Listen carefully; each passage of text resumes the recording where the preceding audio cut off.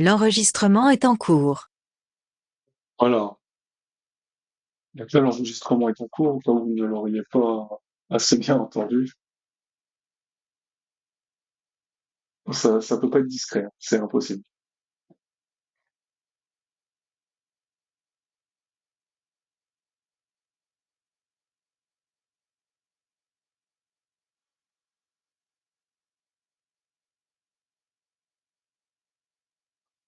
Alors, a priori, je pensais que vous auriez mon écran, mais a priori, vous ne l'avez pas.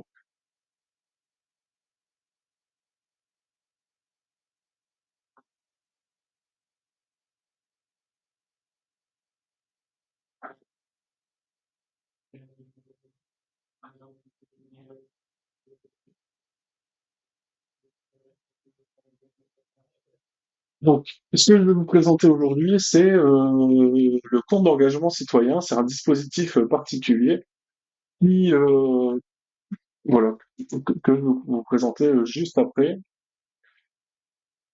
Donc, le compte d'engagement citoyen, c'est un dispositif qui permet euh, de pouvoir, pour certaines personnes, certains bénévoles d'associations, je vous montrerai après, euh, pouvoir bénéficier d'argent sur son compte formation supplémentaire. Du coup, je vous présenterai ça après, je rentrerai dans les détails. Donc, quelles sont les associations qui sont éligibles au compte d'engagement citoyen? Donc, je vous ai mis ça en premier, ça vous permet de faire de voir si vous êtes éligible ou pas, ou si les associations dont vous faites partie sont éligibles. Donc, sont éligibles la plupart des associations, en fait, dans les faits, hein, en termes d'objet social.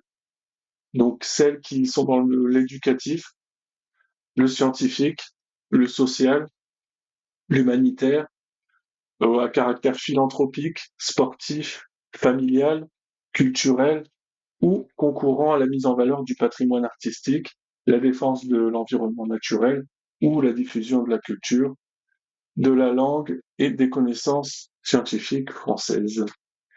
Il faut que l'association soit déclarée, qu'elle soit régie par la loi 1901, c'est-à-dire la plupart des associations, et qu'elle soit déclarée en sous-préfecture. Il faut, pour que ce soit éligible, qu'elle soit déclarée depuis un an au moins.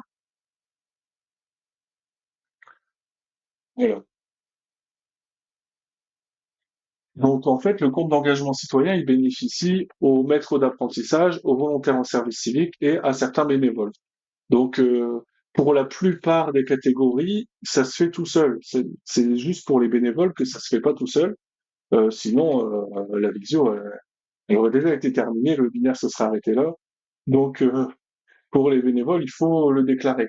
Parce que vous savez, on déclare pas automatiquement les heures de bénévolat qu'on a fait à personne, en fait. Donc, pour beaucoup de catégories, tout ce qui est volontariat, maître d'apprentissage et certaines autres catégories, ça se déclare tout seul. Après, pour le bénévolat, il faut le déclarer. Donc, qui sont éligibles comme type de bénévoles qui sont éligibles? Donc déjà, c'est ceux qui ont plus de 16 ans. Il faut avoir ouvert un compte personnel de formation, donc c'est-à-dire la plupart des gens qui ont déjà, enfin tous ceux qui ont déjà travaillé en ont un. Après, à partir de 16 ans, il suffit de s'inscrire sur la page internet que je vous montrerai après.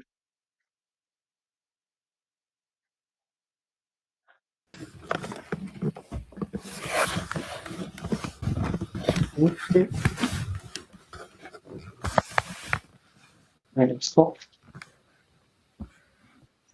Donc il y a deux types de bénévoles qui sont éligibles en fait. Il y a les bénévoles qui siègent dans l'organe d'administration de l'association, donc ça peut être le bureau, le conseil d'administration, etc. Et ça peut être les bénévoles aussi qui encadrent d'autres bénévoles, en fait.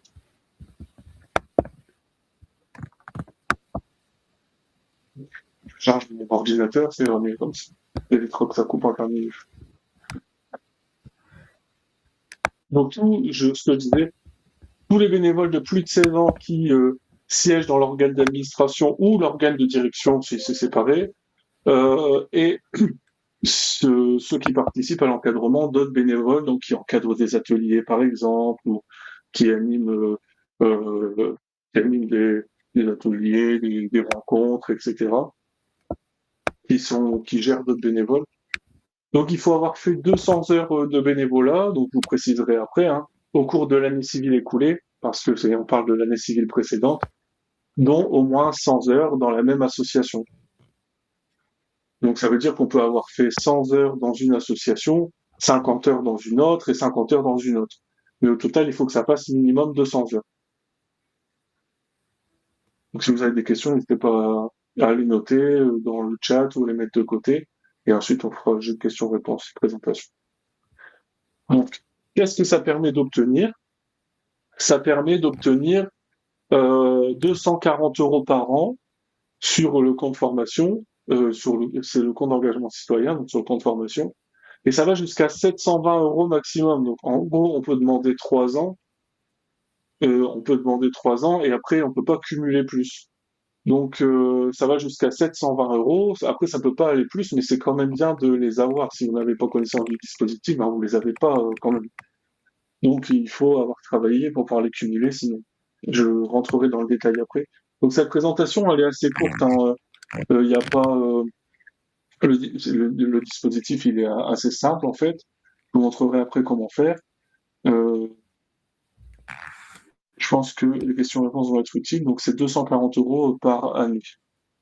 Peu importe le nombre d'heures qu'on a fait. En fait, à partir du moment où on a dépassé les 300 heures, ben en fait, automatiquement, en fait, dès qu'on a fait les 200 heures, pardon, en fait, on a un crédit de 240 euros. Si on a fait 1000 heures, on a un crédit de 240 euros.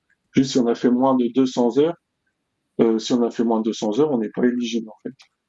Donc, ça, en fait, hop, pourquoi faire? Donc, en fait, le compte d'engagement citoyen, c'est un crédit en argent qui vient s'ajouter au, euh, au compte personnel de formation. Donc en fait, quand vous travaillez, vous cumulez de l'argent, vous cotisez, hein, ça sort pas de nulle part, sur le compte personnel de formation, sur mon compte formation. Et en fait, le compte d'engagement citoyen, il vient se cumuler à l'argent cumulé sur le compte personnel de formation. Donc en fait, alors c'est plafonné à 5 000 euros, c'est vrai. Après, ça a changé. Les règles ont changé cette année. De toute façon, ça change tous les ans, hein, les règles du compte personnel de formation. Donc il y a des années où c'est plus avantageux, des années où ça l'est beaucoup moins. Euh, et en fait, comment dire, ça vient s'ajouter. Donc on a les 5 000 euros du CPF et les 720 euros du compte d'engagement citoyen. Après, si on est retraité, on n'a plus le compte personnel de formation. À partir du moment où on est retraité, ben, il s'arrête. Donc soit vous l'utilisez avant, soit vous l'utilisez pas. Par contre, le compte d'engagement citoyen, quand on est retraité, on peut encore l'utiliser. Donc on peut utiliser ces 720 euros pour des formations dédiées au bénévolat ou à l'action dans l'association. À savoir que bah, nous, on a de la chance sur notre secteur, c'est que nous, on propose une offre de formation qui est vraiment très, très, très large, qui est la même que l'offre de formation payante qu'on peut avoir sur, euh, par beaucoup d'entreprises. On a cette chance-là de pouvoir les proposer gratuitement et de qualité, mais il y a beaucoup de formations, sinon qui sont payantes quand on veut aller beaucoup plus loin. Ben ça peut permettre de les payer. Ou alors, sinon, l'utilisation normale, cumulée du compte personnel de formation, si un demandeur d'emploi veut faire financer son permis, admettons, ou si on veut faire financer une formation professionnalisante, eh ben c'est cumulable en fait. D'abord, ils vont chercher l'argent du compte personnel de formation et ensuite l'argent du compte d'engagement citoyen s'il n'y a plus d'argent. Donc en fait, ils prennent les deux. C'est, voilà. C'est pas forcément des formations qui ont attrait à la fonction de bénévole, ça peut être les formations qu'on aurait fait avec le compte personnel de formation. Voilà. Donc le calendrier, comment ça fonctionne? Alors je vois les questions hein, au fur et à mesure sur mon téléphone, j'essaie d'y répondre en même temps. Donc, sur le calendrier, comment ça marche? En fait, du 1er janvier au 30 juin de chaque année, le bénévole peut déclarer ses heures sur le compte bénévole. Donc, je vous montrerai le détail après, comment on fait. il va dire j'ai fait autant d'heures pour telle association, j'ai fait autant d'heures pour telle association, et on a du 1er janvier au 30 juin pour déclarer les heures de l'année précédente. Donc par exemple, là, en 2026, vous avez jusqu'au 30 juin 2026 pour déclarer les heures que vous avez fait en 2025. Après le 30 juin, on ne peut plus les déclarer. Par contre, le valideur qui va recevoir, alors c'est peut-être pas clair, hein, je sais pour l'instant c'est normal pour vous, mais le valideur qui lui va recevoir la déclaration, il va avoir jusqu'au 31 décembre pour la valider. Après, passé le 31 décembre, c'est plus possible de la valider. Ensuite, l'année suivante, elle s'ajoute sur le compte personnel de formation. Donc, par exemple, euh, aujourd'hui, c'est ce qu'on va faire après, je vais déclarer les heures de bénévolat que j'ai fait dans une association pour 2025. Le valideur, je vous montrerai aussi tout à l'heure, juste après, il aura jusqu'au 31 décembre pour valider. Donc ça veut dire qu'il peut valider aussi bien aujourd'hui que en décembre ou en novembre. Et ensuite, l'année prochaine, quand ils feront la mise à jour du compte personnel de formation, eh ben, viendra s'ajouter ces heures de CEC. Donc voilà, voilà pour ça.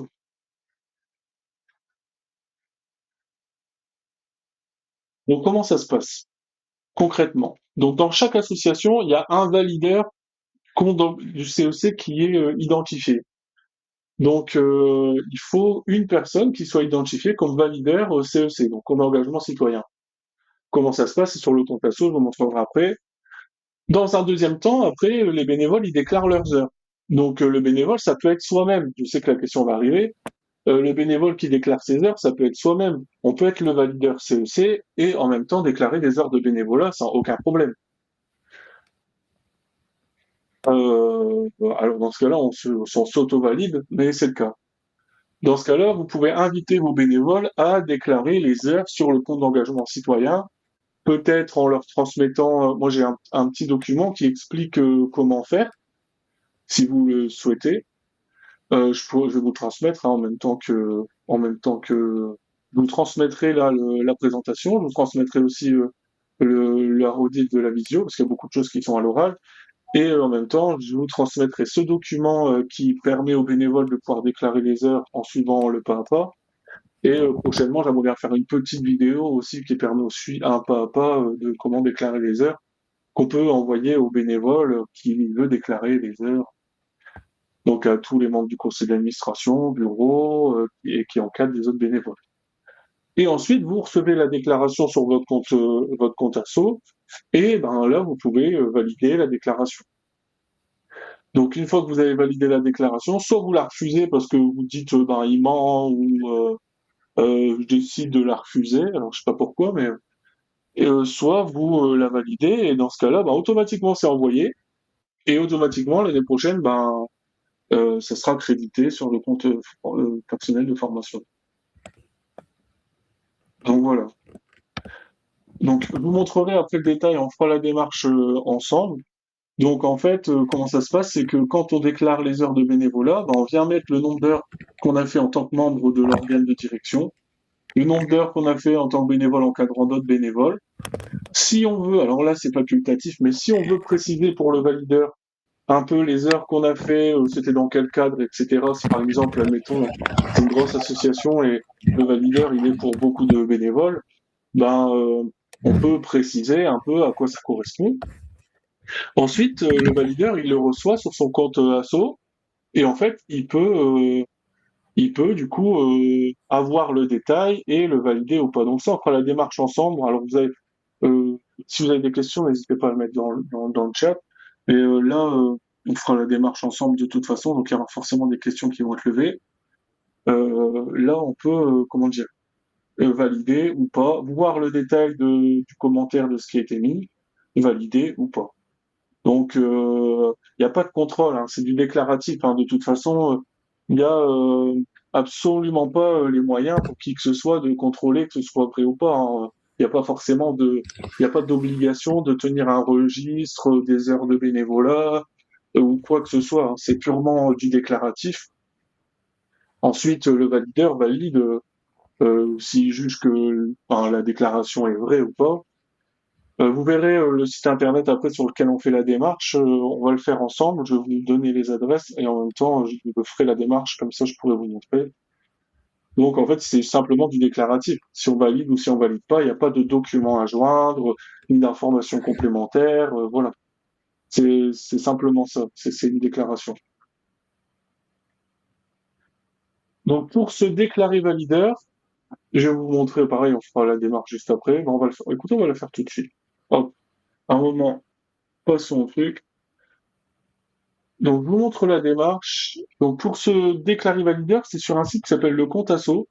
Donc, pour ceux qui ont déjà demandé du FDVA, du Fonds de développement à la vie associative, la subvention qu'il y a en début d'année, si vous voulez les informations, vous pouvez me le demander, je vous le donnerai. Donc, c'est en janvier-février, donc ce sera en 2027. Vous passez par le Contasso. Si vous avez le passeport, bon, le passeport, si vous avez déjà demandé le passeport, alors là, c'est clairement limité le passeport, mais ben, vous avez aussi utilisé le Contasso ou pour d'autres agréments, tout ce qui est national. Bon, à terme, logiquement, le Contasso, ça devrait servir pour quasiment toutes les subventions. Après, vous savez, là, c'est assez compliqué. Donc, en fait, le Contasso, on vient créer un Contasso avec son adresse mail. C'est un compte personnel, le Contasso. Si vous avez besoin d'aide pour créer le Contasso, je vous montrerai comment faire. Il n'y a pas de souci. J'ai des documents qui expliquent comment faire. Il y a des vidéos YouTube, mais j'ai un document qui explique vraiment simplement comment faire. Donc on vient ajouter l'association, on a ajouté l'association à notre compte asso. On va se dire valideur CEC. Et pour se dire valideur CEC, il faut aller là sur la partie modification de l'administratif de l'association.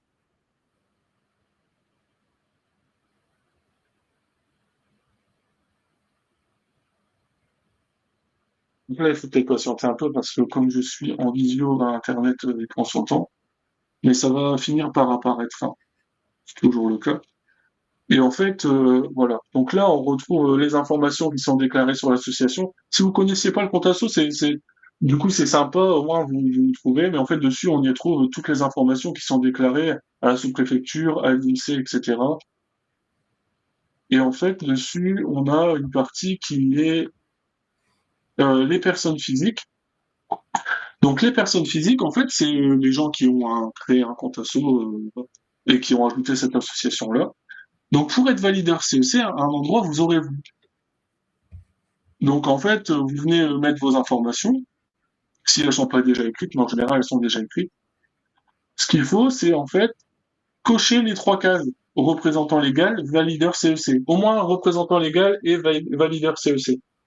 Mais vous cochez les trois cases. Donc là, moi je suis trésorier de cette association-là. Euh, il y a le président. Donc en tant que trésorier, je suis représentant légal aussi de l'association. Euh, Voilà. Je suis valideur CEC de l'association, donc c'est moi. On peut en mettre qu'un par association de valideurs CEC, on peut pas en mettre deux. Donc il y en a que un qui peut valider. Donc voilà. Et ça, il faut que les trois cases soient cochées. Si la case n'est pas cochée sur votre nom, vous ne recevrez pas les déclarations en fait du compte d'engagement citoyen. Voilà. Donc la case elle est cochée, donc moi c'est moi, Dubar Sébastien, trésorier, nanana. Les cases sont cochées à mon nom, donc s'il y a une déclaration là-dessus, c'est moi qui le recevrai. Ça, c'est sur le compte asso. Voilà. Là, on a déclaré un valideur CEC, donc si quelqu'un fait la démarche, elle, arrive. Maintenant, le bénévole, ça peut être vous, ça peut être quelqu'un d'autre qui va vouloir déclarer ses heures, il va aller sur le compte bénévole. Alors c'est intuitif, hein, c'est le compte bénévole, simplement. Forcément, c'est ce site internet-là, donc le compte bénévole.association.gouv.fr, il n'y en a pas d'autres, hein, parce que sur certains navigateurs, ou quand ils ont des extensions, ils ont des publicités avant. Et c'est bien le site internet le compte bénévole.association.gouv.fr. Pour le compte asso, c'est pareil, hein, il y en a qu'un. Il y a la petite Marianne qui est là. Alors, le compte bénévole, en fait, on vient créer un compte. Le bénévole, il vient créer un compte. Donc là, je vais vous montrer comment faire. On demande simplement les informations, donc nom, prénom, adresse de messagerie, numéro de sécurité sociale et mot de passe. Alors, sur le compte asso, quand on crée un compte asso, il ne demande pas le numéro de sécurité sociale, mais en fait, là, il le demande pour le compte bénévole, parce qu'en fait, c'est le numéro de sécurité sociale qui va permettre de pouvoir rattacher la personne au compte personnel de formation. C'est-à-dire qu'en fait, c'est parce qu'on a renseigné notre numéro de sécurité sociale qu'eux, ils vont savoir sur quel compte personnel de formation ajouter le crédit.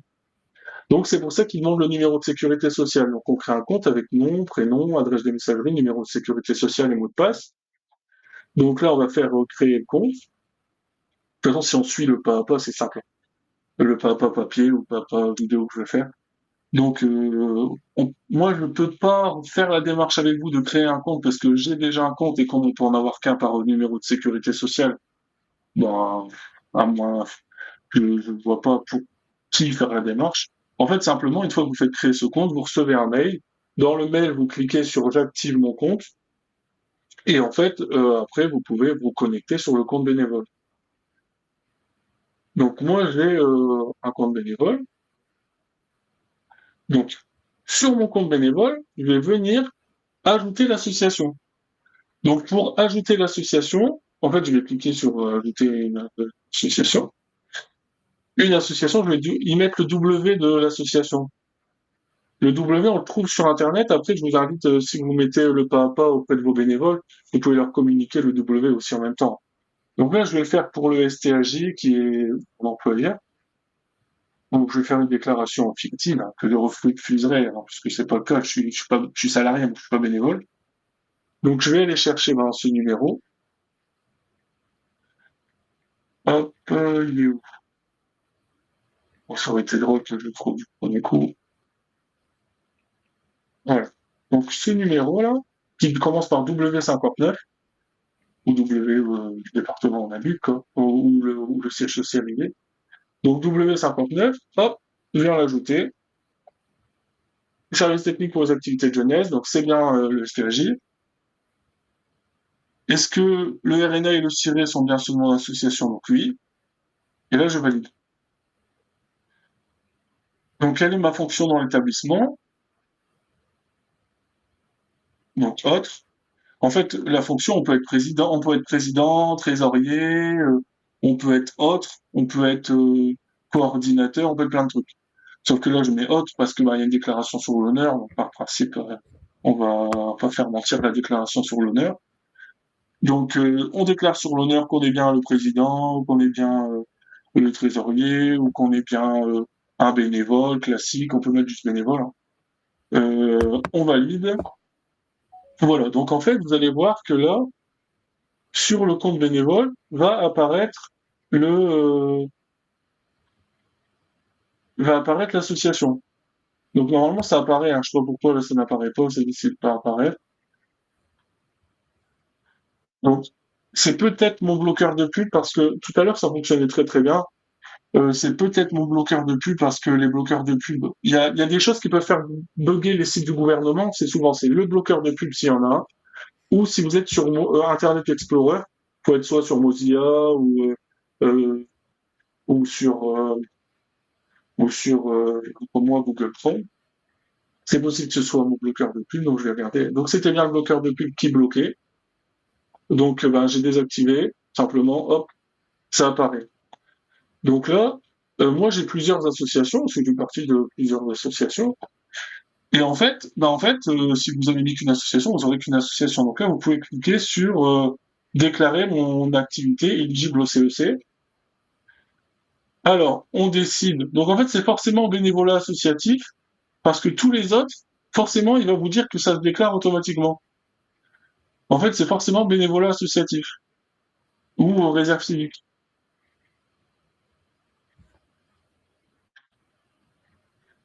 Ça peut être la réserve civique, ça peut être le VD.groupe, ça peut être le bénévolat associatif. Donc là, il y a deux cases. Soit je siège dans l'organe de direction de l'association, soit j'exerce des fonctions d'encadrement bénévole, soit les deux, et là, je vais y mettre le nombre d'heures que j'ai fait. Donc, par exemple, en tant que membre de l'organe d'administration, je suis trésorier. Sur l'année, j'ai passé, j'ai calculé que j'avais passé à peu près 250 heures. Voilà. En tant qu'encadrement des bénévoles, moi, je fais un atelier chaque semaine qui me prend 2 heures et 1 heure de préparation. Donc, ça fait 150 heures. Voilà. Admettons que mon valideur CEC, c'est une grosse asso, il est, euh, il est pas forcément avec moi, donc je peux préciser que euh, 3 heures par semaine d'encadrement de l'atelier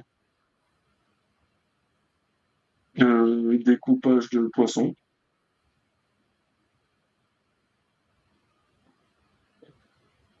Admettons, hein, c'est absolu, mais pourquoi pas.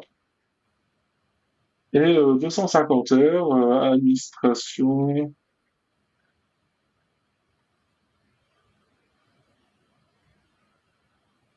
Voilà. Ah, si j'ai des fautes d'orthographe, vous me le pardonnerez. Donc vous êtes sur le point d'enregistrer votre déclaration. Donc ensuite, on peut la modifier tant que le valideur CEC l'a pas validé, on peut encore la modifier. Mais si il a voilà, donc là, bah, il en a été informé par mail, ok, très bien. Donc si on veut, on peut la modifier là, en allant dans suivi des déclarations. Je peux encore modifier ma déclaration tant qu'elle n'a pas été validée ou refusée. Si je veux ajouter des précisions ou des heures, enfin soit. Et là, quand on arrive sur le compte asso, donc je vais mettre à jour le compte asso, moi qui suis valideur pour le STAJ, ah, une petite case est ajoutée. Et là, la case, c'est traitement des déclarations d'activité CEC des bénévoles. Donc en fait, si j'ai pas de déclaration, ça n'affichera pas ce bouton. Là, en l'occurrence, il y a une déclaration, donc le bouton apparaît. Et voilà, je vois que là, j'ai 2 déclarations en attente de décision. Donc, je peux voir le détail. Voilà. Donc ici, on voit le détail, on voit même le petit commentaire. Donc, pour moi, soit je valide. Si je valide, hop, là, automatiquement, ça va valider. Soit je refuse. Bon, si je refuse, il faut mettre le motif. Donc là, le nombre. Hop.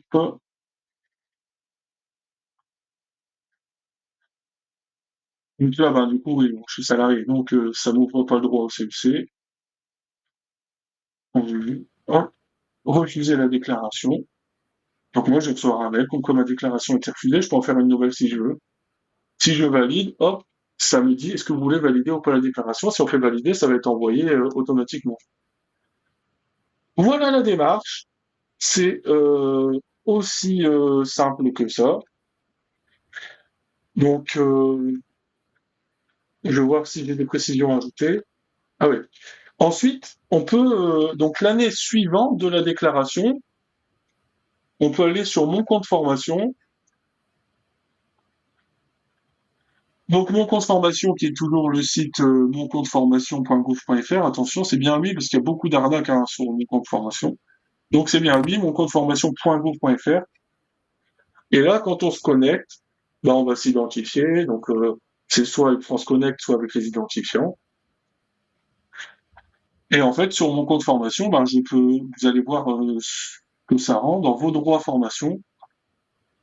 Ben, en fait, je vois que j'ai, bon, parce que je travaille depuis quelques années, hein, je suis assez jeune. Donc, les 3028,75 € d'activité professionnelle que je cotisais dans le cadre de mon travail, et j'ai 720 € d'activité bénévole, parce que je l'ai fait au moins pendant 3 ans. Ça pourra pas aller plus que 720 euros. Mais j'ai quand même ces 720 € qui, ma foi, sont pas négligeables, que je me servirai peut-être dans quelques années. Voilà.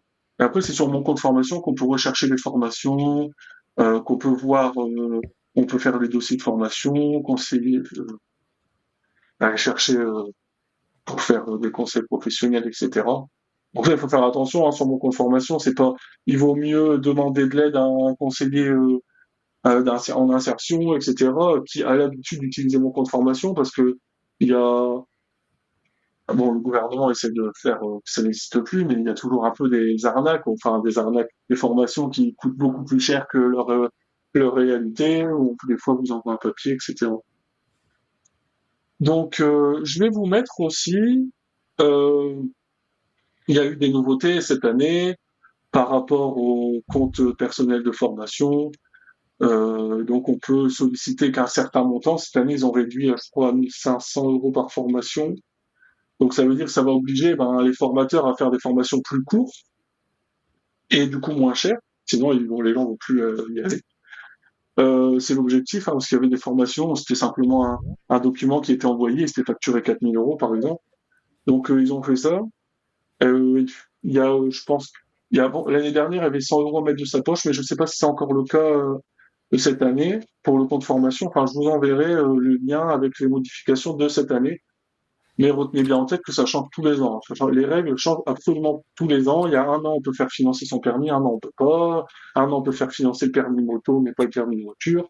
Cette année, c'est uniquement sur des demandeurs d'emploi ou si on a un cofinancement, par exemple, sur le permis. Donc, c'est vraiment, voilà. Et pour les retraités, ils peuvent utiliser les droits CEC. Donc, comme je disais, nous, on a des formations qui sont vraiment complètes et gratuites. On a cette chance-là que nous, on propose ça. Mais sinon, on peut utiliser l'argent pour financer des formations dans le cadre des activités de bénévoles. Donc ça, il faut aller sur mon compte formation, voir les formations dans le cadre des activités de bénévoles, faire la demande et voir si ça rentre ou pas, ils vont vous le dire. Voilà. Donc ça, c'est moi qui vous remercie d'avoir été attentif.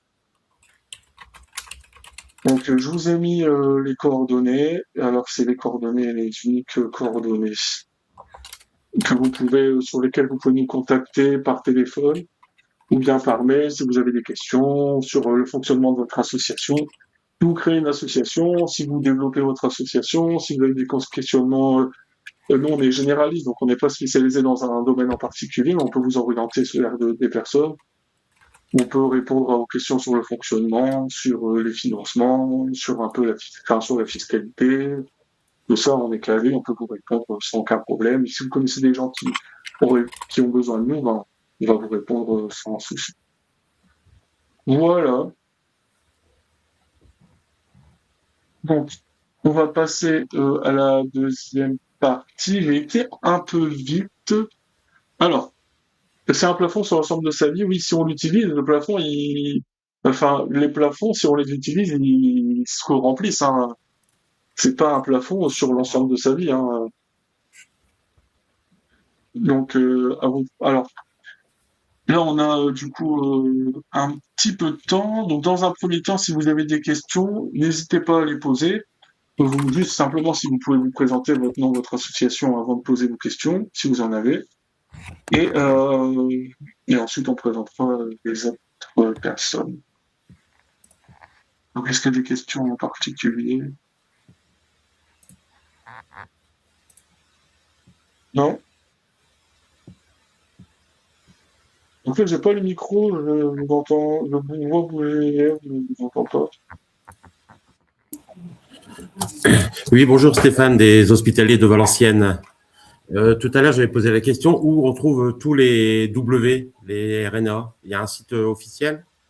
Donc, non, en fait, ça se trouve, alors, soit vous l'avez sur vos déclarations à la sous-préfecture, soit vous l'avez Oui. sur Internet. Donc, je vais remettre mon écran. Hop. Donc, par exemple, l'association, elle s'appelle comment exactement? C'est les Hospitaliers Valenciennes Amical Football Club. Avec les bols, donc je vais tomber dessus. Il y a des sites internet, donc comme par exemple, alors avant c'était société.com, etc. Donc, vous, comme vous êtes beaucoup, vous savez beaucoup on parle beaucoup de vous, c'est un peu plus dur à trouver, donc on peut mettre simplement mettons société.com. Voilà. Hospitalier Valenciennes, c'est ça? Club de Oui. sport. Donc là, en fait, on va retrouver normalement le numéro de RNA. Donc oui, c'est avec le nom de l'association en fait. Ouais, c'est ça. Le nom de l'association en tapant, ou alors maintenant il y a le registre des sociétés, des entreprises. Maintenant il y a un site internet du gouvernement qui est le registre des entreprises. Donc là c'est celui-là. Et en fait dessus vous avez toutes les coordonnées publiques en fait. Après vous le retrouvez sur le compte asso aussi, mais il est là. Donc vous le vote c'est W59 600 44 93. Ok. Il est bien ce site internet là, l'annuaire des entreprises, il y a tout maintenant dessus.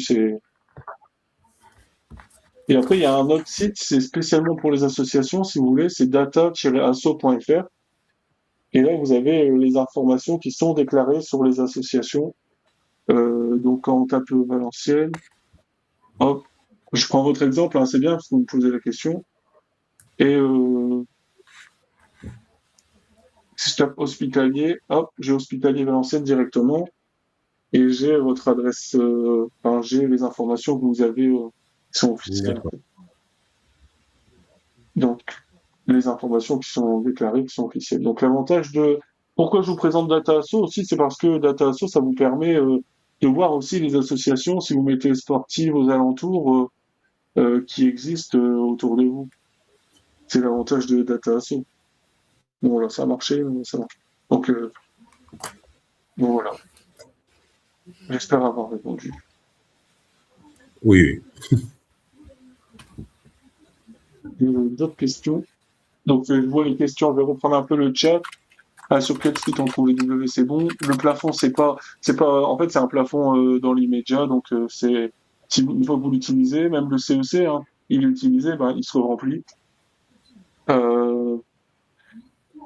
Donc les sites internet compte asso et compte bénévole, je vais vous le mettre. Je vais vous mettre le document qui présente le compte, qui présente qu'on peut envoyer aux bénévoles pour qu'ils fassent leur déclaration.